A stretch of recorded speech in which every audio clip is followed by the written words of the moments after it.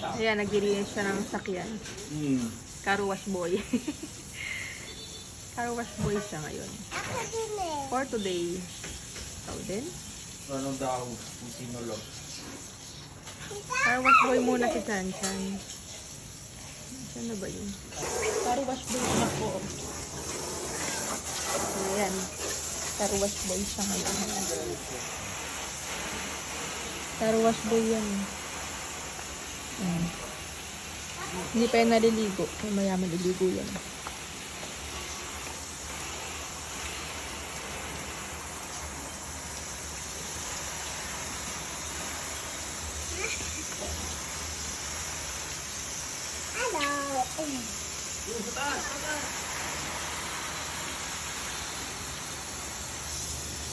Wow!